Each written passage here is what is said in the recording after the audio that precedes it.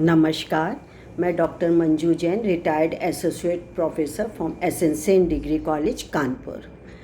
मैं पिछले कई दिनों से धर्म मार्ग नामक शीर्षक से और उसमें लिए गए कई विषयों को आप तक पहुंचाती हूं, आपसे चर्चा करती हूं।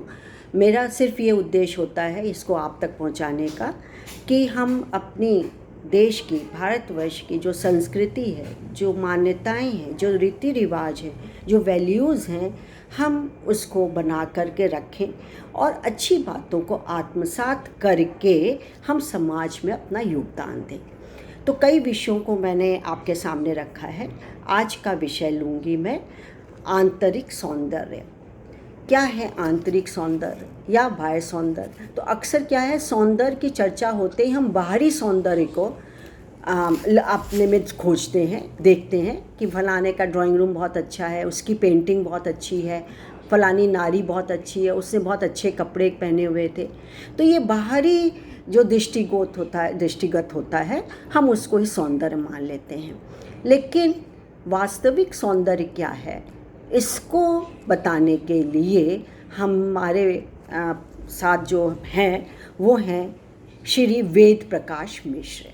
उन्होंने ये बात बताई कि आंतरिक सौंदर्य क्या है। नमस्कार वेद प्रकाश मिश्र जी, मैं आपकी बात लोगों तक पहुंचा रही हूँ। संसार का सार उपयोगिता, सौंदर्य और आनंद है।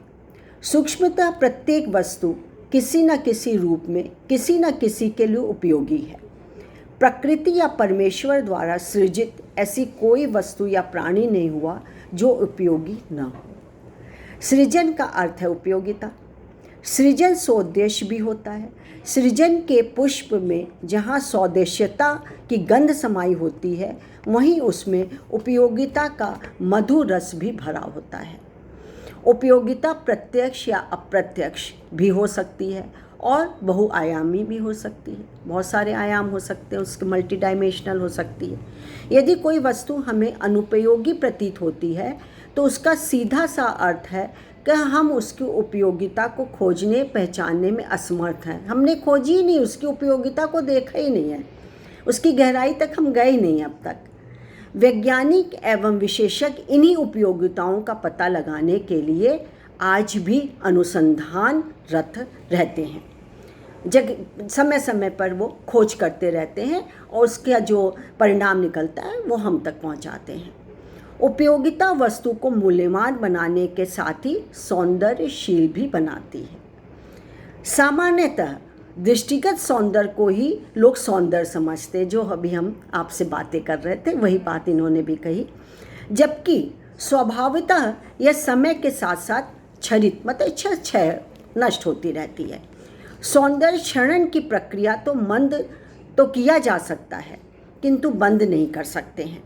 इसलिए सौंदर्य प्रेमी इसे सौंदर्य मानकर इसकी ओर आकर्षित तो होते हैं किंतु इसके विनष्ट होने पर शोकग्रस्त भी होते हैं। इसके विपरीत आंतरिक सौंदर्य शाश्वत और उपयोगिता परक होता है। वो मरता नहीं है, शाश्वत है। वो पदार्थों एवं प्राणियों में उपयोगिता जहाँ उपभोग आश्रित होती है, वहीं मनुष्य में यह दिव्य गुणों पर आधारित होती है। व्यक्ति का मन इसी व्ययी सौंदर्य से क्रमशः उबने लगता है और कभी कभी यह पदार्थगत या देहगत सौंदर्य व्यक्ति को विरक्ति की ओर भी ले जाता है। बहुत देर तक हम नहीं सह सकते, उबने लगते हैं। लेकिन दिव्य गुणों वाली सुंदरता शाश्वत होती है और दिव्य गुणों वाली सुंदरता से उद्भव उपयोगिता का क्षरण नहीं होता है। इसलिए तद्जनित सौंदर्य भी अक्षय एवं शाश्वत होता है। यह सौंदर्य समय के साथ साथ बढ़ता भी जाता है। आंतरिक सौंदर्य है जो वो समय के साथ साथ और भी खूबसूरत और भी निखार उसमें आ जाता है। वस्तुतः उपयोगिता जनित और क्षरणशील है। उपयोगिता जनित शाश्वत आंतरिक सौंदर्य ही आनंदमयी होता है। सुख और आनंद एक ही नहीं है। सुख क्षणशील है जबकि आनंद क्या है, चिर है, स्थायी है। हम भ्रमवश रात दिन सुख की खोज में घूमते भटकते रहते हैं। उसे प्राप्त कर हम सुखी होते हैं, किंतु उसके क्षरित होने पर उतने ही दुखी भी होते रहते हैं। सुख वृक्ष की छाया की भांति होता है, जबकि आनंद स्वयं वृक्ष रूप होता है। हमें छाया का सुख तो लेना चाहिए, किंतु आनंद के अक्षय वृक्ष का रोपण एवं पोषण करने का सतत नैष्ठिक यत्न भी करते रहना चाहिए। यानी जो क्षण खत्म नहीं हो रहा है, जो आनंद हमको अंत तक देता है, चिर है, स्थायी है, शाश्वत है, उसका हमको पोषण करना चाहिए, उसको सदा बना के रखना चाहिए। तो हमारा मन भी प्रफुल्लित होगा, हम दूसरों को भी सुख दे सकते हैं। यही आंतरिक सौंदर्य है। आज के लिए इतना ही। नमस्कार।